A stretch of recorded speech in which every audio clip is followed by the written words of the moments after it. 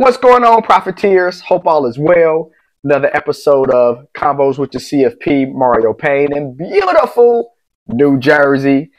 Still here in New Jersey. As I said, my previous videos, I'm here for speaking engagement. A company wanted me to come out and talk to the individuals about investing, financing, and just from a motivational speaking standpoint. So as I have the book that's released, my publisher hooked me up with some speaking engagements, and people want to hear what I say. So that's awesome. But today, I want to talk about a brief conversation I had about a person that had some debt questions.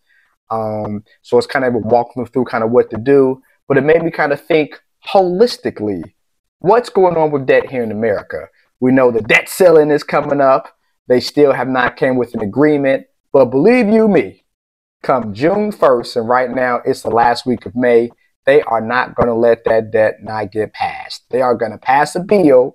A politician's number one job, number one, is to get reelected, and they are not going to allow us to go into default. So they're saying what they're saying now, but come June 1st, it will be a resolution. Before we get started, though, like, subscribe, share our content on Paying for Profits. We continue to grow. Thank you guys for your support. The more we grow, the more I can continue to do this and be hired and contacted by individuals to have me speak to groups and organizations. So definitely appreciate your support. But let's talk about debt, baby. Let's talk about you and me. Let's talk about all the credit cards and the interest that you charge me. Let's talk about debt. So look at here. And this is coming from CNBC. So U.S. credit card debt stands at a record of nearly 1 trillion. 1 trillion with a T. Lil Wayne made the song A Milli, A Milli. Adrian Bronner was about billions. Now we're in the trillions. 5 moves to pay down your balance. So they tell you 5 ways to pay down your balance. We're going to talk about that.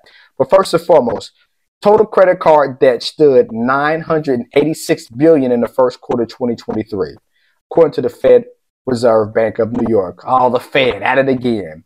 Usually balances fall at the beginning of the year as borrowers start paying down their debt. Not the case this time. Credit card balances are up almost 20%. Think about that, y'all. Up almost 20% a year ago, according to the quarterly credit industry insights from TransUnion. Up by 20%.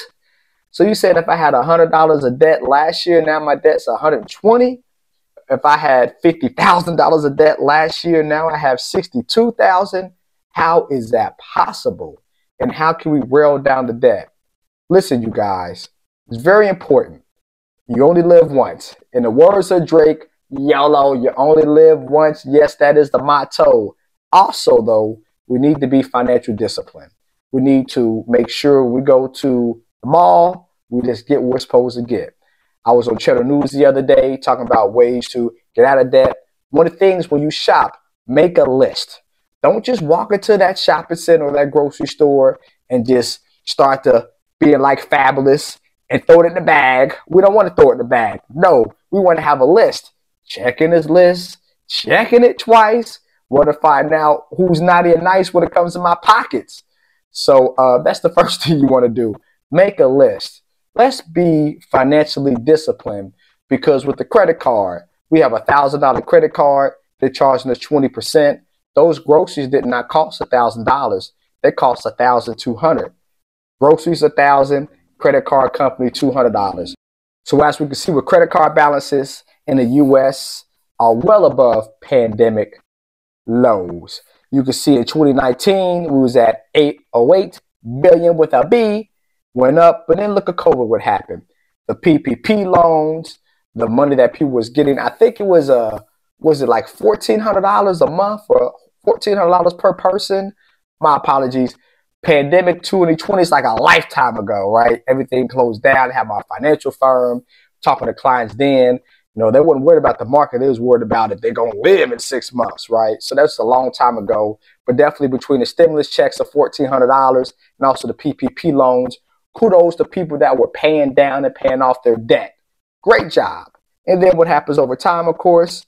Oh, look at the growth Oh, it's growing, it's growing, it's growing. Now 9.43 billion with the B. So we was getting money, we was paying it off. Now the money's dried up and we're charging again. Don't do that, y'all. Number one, right? Reassess your spending. Well, by reassessing your spending, we're able to see money coming into our pocket and out our pocket. It is great apps out there like Mint.com, like Rocket Money, that allows you to tie your bank account directly to this app. And they give you notifications. Hey, you're spending more this month than last month. So it allows you to kind of take financial responsibility of what you're spending. You have a person nudging you against the shoulder, what's being spent, and allows you to really identify. And once you identify what's being spent, you can curb your spending habits to pay down debt, have less expenses, and less expenses allow you to pay down more debt over time. That's number one. Number two, CNBC, what do you say? Plan a payoff strategy. Definitely agree with that. Two ways you can approach the repayment. Prioritize the highest debt or pay off your debt from the smallest to the largest. I like that. Now, my time as a Dave Ramsey Smart Investor, we preached about the snowball method. Very, very easy. You pay the company or the credit card company that's making the most money off of you first, and the minimum balance everything else. And once that's done, you add that money on top of the second one, and you just snowball. So let's say, for instance, you're paying $100 for a bill, $50 for a second bill, $25 for the third bill. Well, all your extra money should go to that $100 bill. So maybe you're using $400 or $500 a month, and you're paying that bill. Now, once that bill's over with, let's say you was doing $400 a month from that bill. Now that bill's gone. So that $400, we use that for the $50 bill. So now we're not paying $50 a month, we're paying $450 a month. And we snowball that payment, Once that's done, that $25 bill, we're using the $450 to that $25 bill, and we're snowballing, paying it off faster. So we continue to use large amounts of money to pay things off. It allows us to get out of debt. That's number one. Number two, don't run up that debt again. When we're done with that, don't do that again, man. We can't do that. Number three from CNBC. Snag a 0% transfer credit card. Man, great advice, CNBC. I tell my clients all the time, and this person at the conference, I said, what you want to do is try to do a balance transfer. A balance transfer is where you take the balance of your credit card, let's say it's $5,000, move it to another credit card company that's charging you no interest. Now, typically, they do charge a fee. It's sometimes 3%, sometimes 5%. If I got a $10,000 balance and I transfer it over, they might charge me 5%, which is $500 of fees, right? Okay, I'd rather pay $500 of fees than 20% interest, which is $2,000. Over 2 years, I'm not paying $4,000, right? Because $2,000 over 2 years is $4,000. I just paid that $500. So now I'm able to pay it off quicker. Over 2 years, $4,000 is not going to the credit card company. It's going to my principal, which pays it down. So yes, you want to do a balance transfer. What's number four, CNBC? Ask for a lower credit rate. Yes, you can do that. But to be honest, instead of asking for a lower credit rate, I would say do a balance transfer. I would revert to number three, not do number four, because again, a balance transfer at 0% interest is a lot better than something that's going from 10 to 5%. Yes, it's less interest. We want 0% interest. We want that donut hole. What's number five, CNBC? Taking advantage of high yield savings accounts. Yes, in part. High yield savings accounts are right now a lot better than what they were 6 months or a year ago, right? We saw Apple came out with a savings rate that's over 4%. Capital One, over 4%.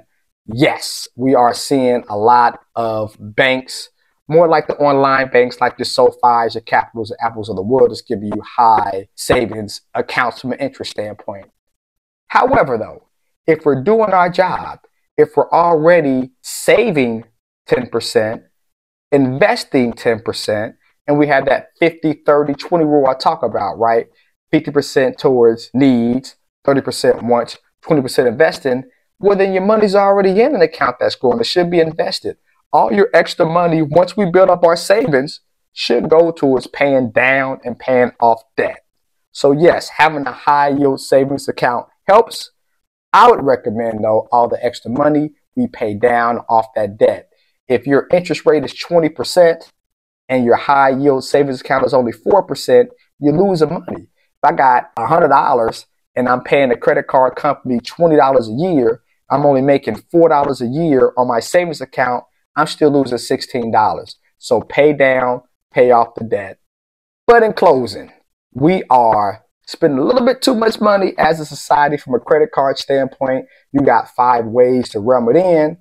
50, 30, 20 rule from a budgeting standpoint that I talk about all the time. And definitely if we invest more, we save more, spend less, we ain't raking up those credit cards, do a balance transfer, get out of debt, and over time, we're able to make some painful profits. It's painful when we go to the store with that list and can't buy those new shoes we wanted or won't buy something that we want to buy because it's a want, not an eat. It's painful. But the profit is when you look at your bank account. You look at your credit card statement with no debt. You look at your investment account and it's grown more because you put money in. That's why it's painful profits. But like, subscribe, share as we continue to grow. Thank you guys for the people in New Jersey putting up with me. Got one more day to go to speak to another group. Then I'll be back in sunny Jacksonville. As always, let's make some painful profits together, y'all. Peace.